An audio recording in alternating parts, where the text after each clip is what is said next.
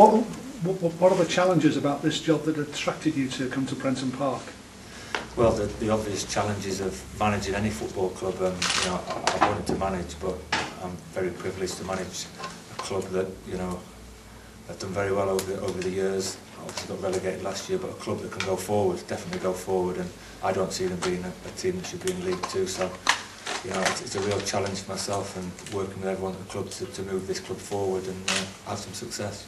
The club had some very specific sort of ideas about what kind of manager they wanted and the kind of job they wanted to do. Did that appeal to you? Well, it obviously did, because I'm sat here. I think it suited what I can do.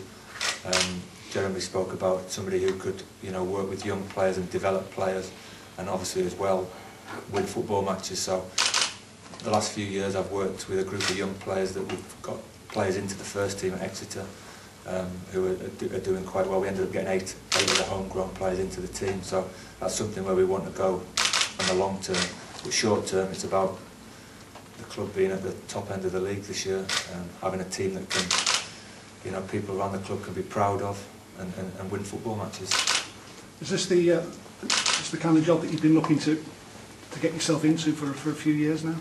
I applied for a couple of jobs and for clubs that weren't as big as this, and got quite close once or twice, but I didn't expect to get such a good opportunity as this, to be honest. I think it's a fantastic opportunity. I've looked at the playing staff as players that, Jason Kumas players, talented players to work with, so it's I see myself as a lucky guy to be, getting this job. Are there some similarities for the club you've just left to the one you've just started in? Yeah, I think that the project is to work with the younger players and get some homegrown players through into the first team, one or two more than have over the last couple of years. Any football team's got to win more football games than they lose, and that's obviously the priority to do well in the league this year. But development of players is a big thing, and development of players.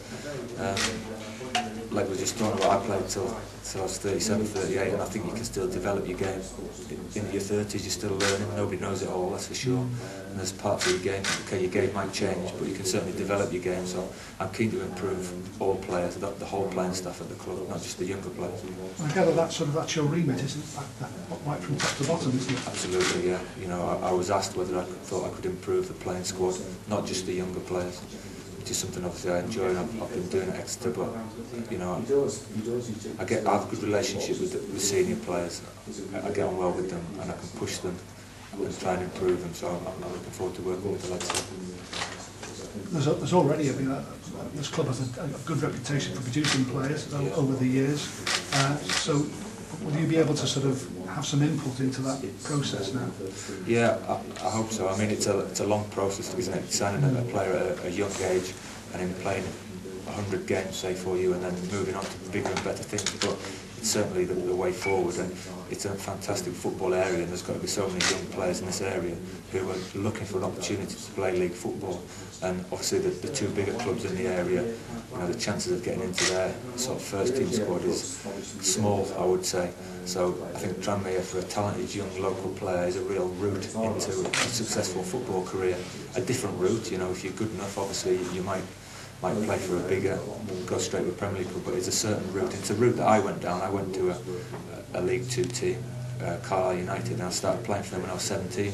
And I thought my education as a player, you actually learn on the job, don't you? You learn in there with the senior pros. So that's something that I'm keen to do, is actually give young players the chance to look. You're playing league football, and that's how you develop your game very quickly. We've also heard Jeremy talking about the club looking to recruit players, perhaps the 17, 18-year-olds, through a change to the scouting system to bring younger players into the club. Yeah, there's so many of these young players that are being discarded at the moment from the bigger clubs, and they have huge talent, and okay, it might have gone wrong for them while they're leaving, but there's certainly another route back into the game, isn't there?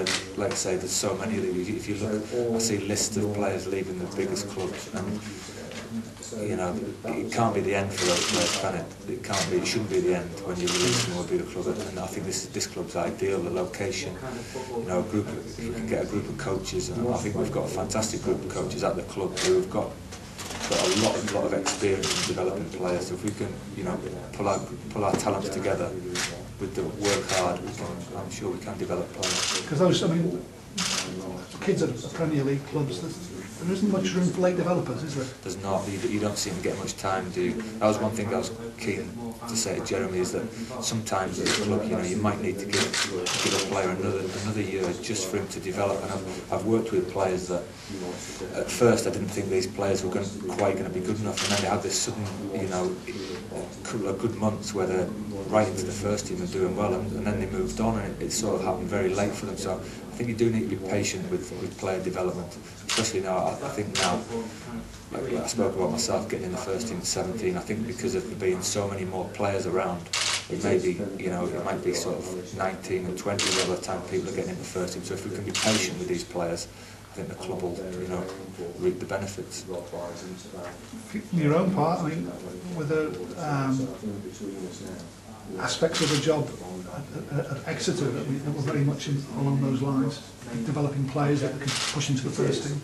Yeah, they'd had, I mean, before I got there, I went there as a player, and Paul Tisdale, the manager who took me there, has got a real background in developing players. And previously to him was Alex Inglethorpe, who's obviously working at Liverpool, and a guy called Eamon Dolan, who's working at Reading. And their skills in developing players and recruiting young players, what we were just talking about, I actually learned from a lot of those guys because of what they were looking for, the kind of players they were looking for, and they've all been very successful in their own careers and moved on to bigger and better, and all linked with development, you know, under 21 development. So it was a great place for me to go at Exeter and see what these guys have done and laid in place.